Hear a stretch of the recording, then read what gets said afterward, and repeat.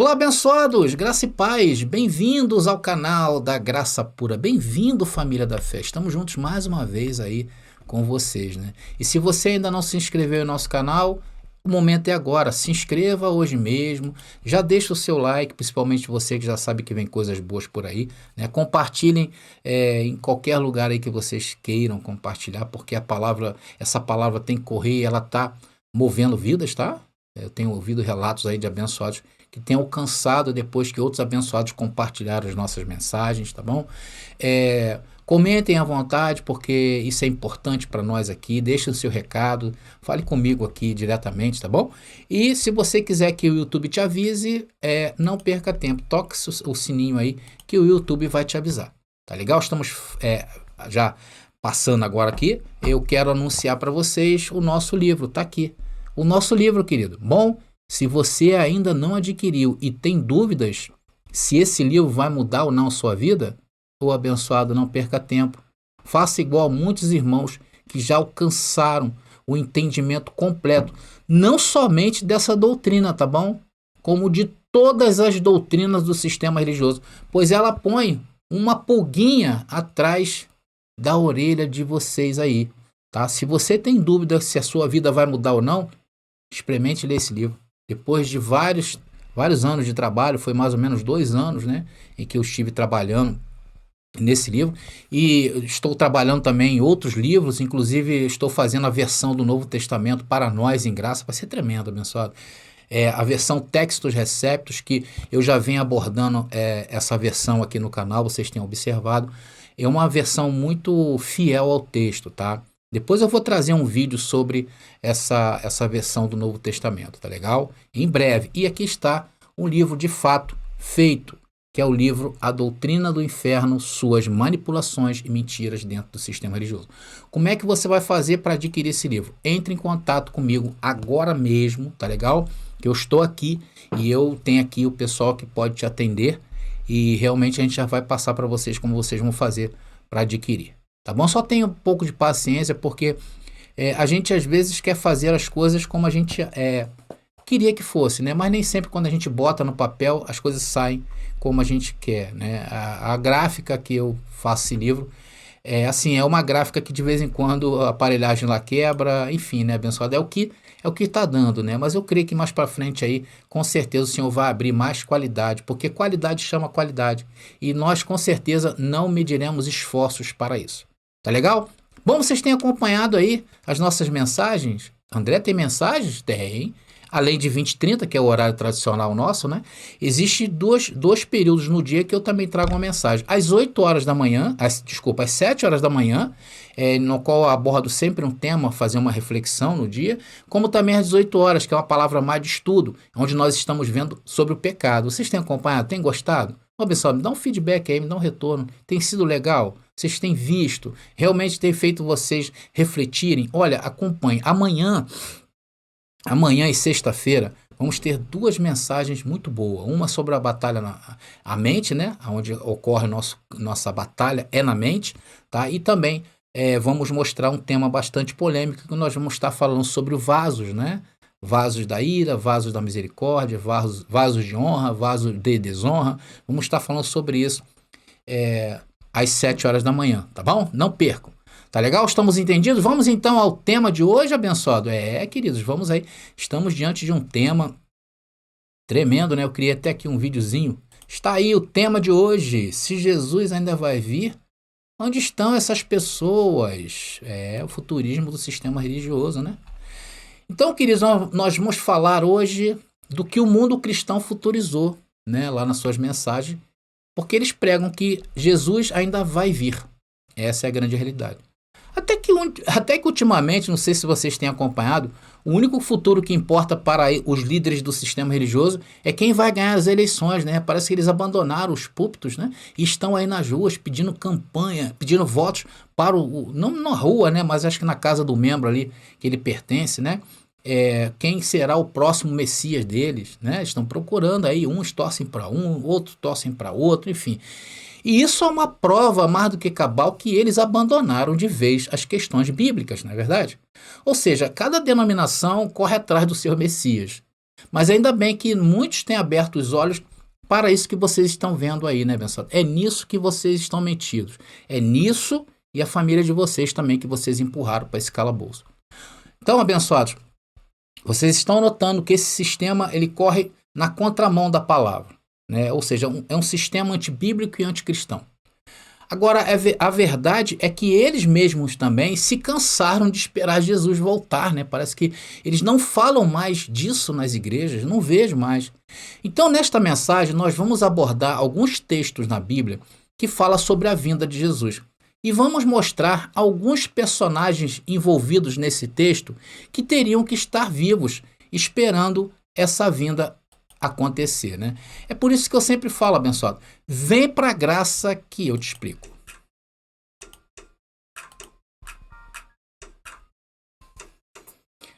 Meus amados irmãos, quando a gente fala assim, né, a gente até age de uma crítica e a gente acha graça às vezes, né, mas o negócio é muito sério. Vocês notam que hoje eles estão assim, fazendo de tudo na cara de pau. Estou falando em relação ao sistema religioso, né? Mas é isso aí que sempre foi esse cristianismo aí de emoções baratas. Você está vendo isso, mas isso é antigo. Vamos então ao primeiro texto, onde vai mostrar personagens que hoje teriam que estar vivos se Jesus ainda não tivesse voltado, ou se Jesus ainda vai vir um dia. Vamos ver. O primeiro está lá em Mateus capítulo 16, versículos 27 e 28, que diz: Porque o Filho do Homem vem na glória de seu Pai com seus anjos, e então retribuirá a cada um segundo a sua obra. Em verdade vos digo que sois os 150 que não provarão a morte. Atenção, o texto está falando de 150 pessoas que não provarão a morte até que vejam o Filho do Homem vindo em seu reino. Meus queridos, está aí o primeiro texto e ele é bem claro. Ele fala da vinda de Jesus. E se a vinda não aconteceu ainda, onde estão esses 150 Highlanders, né? Vivos aí? Onde estão? Pergunta, meu querido, para o seu pastor, que nessa hora deve estar ocupado com as eleições deste ano, né? Pergunte a ele onde estão essas 150 pessoas. Vocês notam que eu estou usando a versão, né, do Novo Testamento, e ela é tão maravilhosa que ela dá até número, né, abençoado? É por isso que o sistema religioso abandonou, porque eles teriam que dar contas aí desses 150, né? Porque algumas versões falam, Jesus fala que há alguns que estão aqui, e essa Bíblia é mais enfática, mais direta, ela fala 150 pessoas.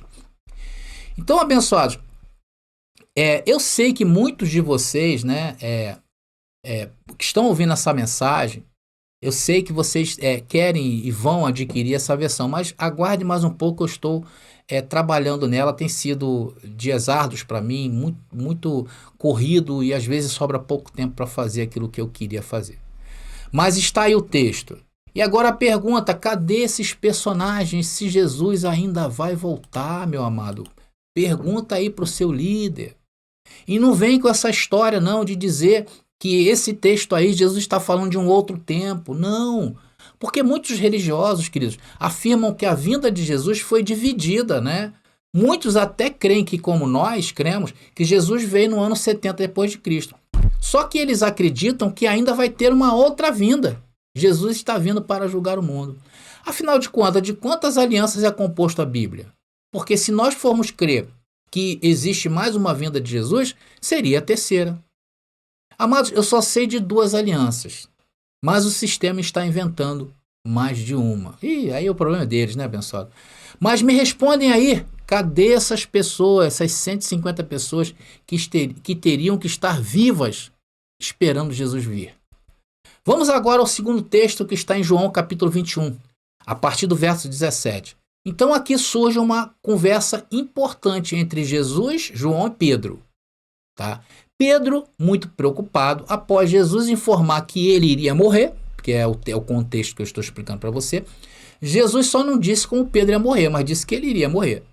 E anuncia a morte de Pedro. Então Pedro, preocupado com o destino de João, ele pergunta, vamos ler então, agora a partir do verso 19, que diz, João capítulo 21, versículo 19 e 20, que diz: Jesus disse isso para informá-lo com que tipo de morte ele iria glorificar a Deus. Está falando de Pedro. Então Jesus lhe disse: siga-me. Pedro se virou e viu atrás dele o discípulo a quem Jesus amava, no caso aí João. Aquele que havia se reclinado perto de Jesus durante a ceia e perguntando: Senhor, quem o trairá? Agora, será que Pedro esperava realmente uma resposta igual ao que foi dada a ele, né? Ou seja, será que Pedro estava especulando ali? Não, Jesus vai falar que João também vai morrer. E Jesus surpreende a todos no versículo 21 e 22, falando a respeito do apóstolo ou do discípulo João. Pedro perguntou a Jesus: Senhor, e quanto a ele? Jesus respondeu: se eu quiser que ele permaneça vivo até eu voltar, o que lhe importa? Quanto a você, siga-me. Amados, é claro que aí Jesus não está dizendo com certeza, né? Jesus não está afirmando que que João iria estar vivo. A bem, na verdade, isso parece mais um fora, né? Mas também Jesus não fechou a ideia a respeito da vinda dele com a vida de João, concordam? Isso mostra também uma possibilidade, até porque a vinda de Jesus ela foi bem detalhada, né? Jesus não disse que iria vir num futuro incerto, indeterminado. Não, Jesus disse que seria para aquela geração. E João estava incluído naquela geração, né? Abençoado, sim ou não? João estava incluído aí, nessa geração de Jesus. E Jesus veio no ano 70 depois de Cristo. E João morreu depois do ano 70. E isso é um fato aceito por todos, inclusive por vossos pastores e padres. Então, nós podemos concluir aqui que Jesus profetizou que João estaria vivo. Agora, se Jesus ainda vai vir, como pregam eles, né, não tinha nem por que Jesus abordar um assunto desses, não é verdade? Concordam comigo? Se Jesus ainda iria vir num futuro lá para frente, ele sabia que João não está vivo. Então, ele não ia jogar a conversa fora, né? Então, para o sistema religioso, Jesus estava brincando com Pedro e João. Só que nós não entendemos dessa forma, tá bom, abençoado? Se você pensa igual a mim e sabe que Jesus não estava brincando, onde está João? Esse teria que estar vivo. Vai lá agora no seu líder, pode ser aí que ele esteja nessas carreatas de políticos aí, mas vai lá, para a carreata e fala: pastor, padre, me diga aqui onde está João. Peça a ele, abençoado. Peça o endereço do discípulo João, porque tem que estar vivo. Aproveita e coloca aí também que se João estiver vivo, eu vou lá pegar um autógrafo com ele. Então o fato é que Jesus deixou bem claro isso. Olha, João, você pode estar vivo. Se Jesus falou que ele poderia estar vivo, e se hoje nós crermos que Jesus ainda vai vir, João teria que estar vivo. Então Jesus é mentiroso. Ou então Jesus é mentiroso. Ok? Vamos ao terceiro texto.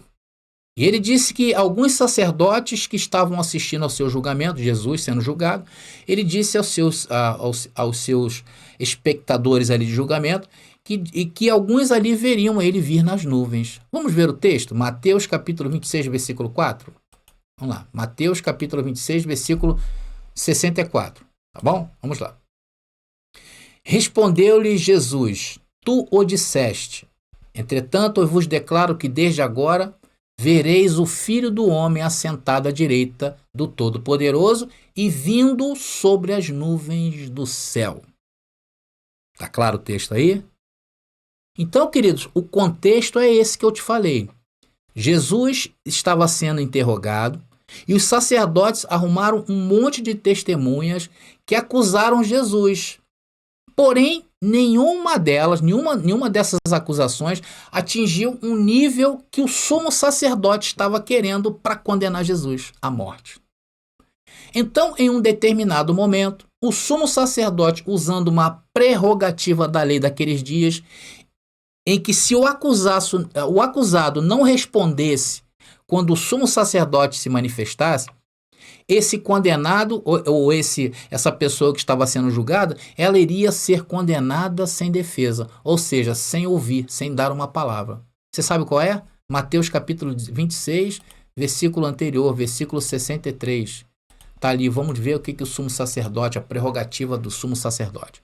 E disse ali, ó, e Jesus adormeceu. Olha que interessante na versão Textus Receptus, né? E o sumo sacerdote respondeu e disse-lhe: eu te conjuro contra o Deus vivo, que me disseste: tu és o Cristo, o Filho de Deus? Então essa é a prerrogativa. Quando o sumo sacerdote falava isso em um julgamento, era o acusado era obrigado a falar, porque senão ele seria acusado daquilo que ele estava, ou ele seria condenado daquilo que ele estava sendo acusado. Então Jesus, no meio do julgamento, né, talvez não aguentando ali, porque Jesus estava sofrendo, né, adormece. Então o sumo sacerdote ele faz essa pergunta fatal. Então Jesus, né, diz que ele viria no céu. E aquelas pessoas que estavam ali, muitos veriam Jesus vir nas nuvens. E isso era uma blasfêmia segundo o sistema religioso da época.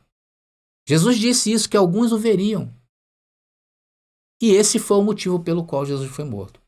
Agora, amados, se esse texto aí é verdade, e nós cremos que é, porque Jesus não mente, onde estão alguns daqueles homens que estavam assistindo, ou sacerdote, né, que estavam assistindo ali o julgamento daqueles dias? E que Jesus disse que essas pessoas veriam o Filho do Homem vir nas nuvens. Aonde está? Porque se Jesus ainda vai vir, esses homens têm que estar vivos, sim ou não? Pergunta lá, abençoado. Mostra esse texto aí para o teu pastor, para o teu padre, e pergunte a ele onde estão. Porque não foi o sumo sacerdote, porque esse sumo sacerdote aí, ele morreu. Então vamos a mais um texto? Vamos lá. E se encontra em Tessalonicenses. Vamos ver o que Paulo tem a dizer sobre alguns personagens que podem estar vivos hoje esperando a vinda de Jesus aí. Vamos ver? Amados, apesar de que o sistema religioso espera um outro Messias, né? O sistema religioso está empenhado em eleger outros Messias, né? Acho que Jesus, eles não esperam. Eles estão igual ao povo que saiu do Egito, né? O povo que saiu do Egito é assim, foi assim. Começou a adorar tudo que via pela frente. Adorava areia, adorava boi de ouro, né? E assim também estão esses líderes aí atrás de políticos aí, as suas intenções de adoração, que seriam esses políticos.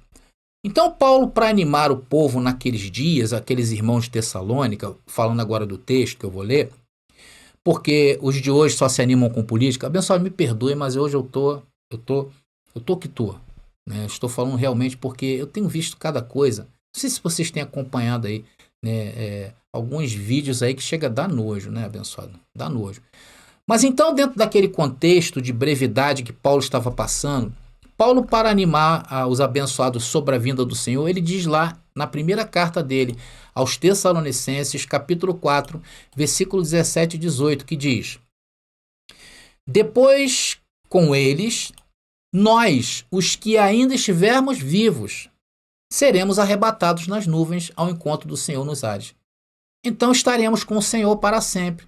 Portanto, animem uns aos outros com essas palavras. Meus amados irmãos, se Paulo esperasse que Jesus viria para um futuro indeterminado e incerto, que não fosse a geração dele, porque Paulo tinha o contexto do Sermão da Montanha, porque ele foi ao terceiro céu e foi revelado a ele tudo o que Jesus fez e disse em vida. Então, se Paulo não estivesse esperando o Jesus para aquela geração, ele iria usar esse termo ali, nós, os que ainda estivermos vivos? Claro que não. E isso aqui, para aqueles dias, era motivo de alegria, porque muitos já estavam desesperançosos. Muitos já não acreditavam mais na vinda de Jesus. Porém, Paulo diz que os que ainda estiverem vivos serão também arrebatados. Ou seja, tanto os vivos e mortos daqueles dias seriam arrebatados, que era para eles manterem a esperança acesa. Agora, se formos levar a vinda de Jesus para os dias de hoje, o que temos que cobrar de quem prega isso? Cadê os irmãos de Tessalônica? Cadê, abençoados? Pede aí ao seu candidato para te mostrar onde estão esses irmãos de Tessalônica. Então, queridos, o futurismo é furada, porque a conta não fecha, amados. Não adianta que não fecha. Pergunta aí. Agora vamos ao último texto dessa mensagem, se encontra em Apocalipse. Aqui o texto faz referência aos soldados que crucificaram Jesus. Se você na sua cidade avistar um soldado romano do primeiro século, me avisa, tá bom? Você vai ficar bilionário. Veja o que João escreveu sobre esse fato. Só lembrando, queridos, que Apocalipse foi escrito para alguns destinatários não desses dias, que não somos nós. E se Jesus ainda vai vir, os líderes das 7 igrejas da Ásia, ao qual foi é destinado ao Apocalipse, eles teriam que estar vivos para receber as recomendações de João, porque esse é o contexto do Apocalipse. Então são outros que têm que estar vivos. Cadê os pastores, os anjos da igreja das 7 igrejas da Ásia? Mas vamos ao texto. Se encontra em Apocalipse capítulo 1, versículo 7, que diz: Vejam, ele vem com as nuvens do céu, e todos o verão, até mesmo aqueles que o transpassaram, e todas as nações da terra se lamentarão por causa dele. Sim, amém. Cadê os soldados romanos? Onde estão? Porque se Jesus ainda vai vir nas nuvens, essas pessoas têm que estar em algum lugar. Meus queridos, isso seria engraçado se não fosse trágico. Sabe por que o seu líder religioso fechou a Bíblia e está correndo atrás de voto para o seu candidato preferido? É porque o seu líder não crê mais na vinda de Jesus. Na verdade, o seu líder não crê nem na vinda, nem em Jesus e muito menos em Deus. Por isso que hoje cada um procura o seu Messias e você fica no meio desse fogo cruzado, meu amado, sem saber o que fazer ou sem fazer o que saber. É isso, abençoado. Assim está o sistema religioso. E hoje está exposto para todos que esse movimento que está na Terra aí há mais de 2000 anos nunca teve nada de cristianismo. Pega a história deles aí para ver. Vai ler a história deles, uma história totalmente voltada para seus próprios benefícios. E nós nascemos com esse aguilhão aí em nossas vidas. Mas hoje glorificamos a Deus por ter nos iluminado. Primeiro em relação à graça, agora mais recentemente em relação à vinda dele, que ocorreu onde? No ano 70 depois de Cristo. Com o quê? Com a queda do Templo de Jerusalém e a cidade destruída. E nós cremos nisto por todas essas evidências que eu trouxe nas mensagens de hoje. Eu creio que Jesus veio no ano 70 depois de Cristo, porque aquelas 150 pessoas que eu comecei lendo passaram pelo ano 70, porque é totalmente viável que isso tenha acontecido, porque Mateus capítulo 23, versículo 34, diz que a vinda se daria em torno de uma geração de 40 anos. Nós cremos que ele veio no ano 70 depois de Cristo, porque João estava vivo e passou pelo ano 70, dentro do tempo que Jesus marcou. Eu creio em sua vinda consumada porque explica porque Jesus disse que alguns que estavam assistindo o seu julgamento ficariam vivos no ano 70, porque ainda era o tempo de 40 anos. Eu creio na sua vinda no ano 70 porque Paulo estava animando aquela geração de 40 anos aos irmãos em Tessalônica, dizendo que muitos ali não morreriam, mas seriam transformados. Eu creio que isso ocorreu porque o próprio João disse que os soldados que crucificaram a Jesus estariam vivos na sua vinda. E acima de tudo eu creio nisto, porque dizemos que Jesus sempre foi verdadeiro e que sua palavra continua entre nós, digna de toda aceitação, como ele mesmo disse em Mateus capítulo 23, versículo 34 e 35, e vamos ler, abençoado, está aí. Jesus dizendo: eu lhes digo a verdade, esta geração certamente não passará até que todas estas coisas tenham acontecido. O céu e a terra desaparecerão, mas as minhas palavras jamais desaparecerão. Jesus não mente. Eu não preciso falar mais nada, amados. Está aí. Jesus não mente. Agora, se você quiser continuar chamando de Jesus, Jesus de mentiroso, é um problema seu.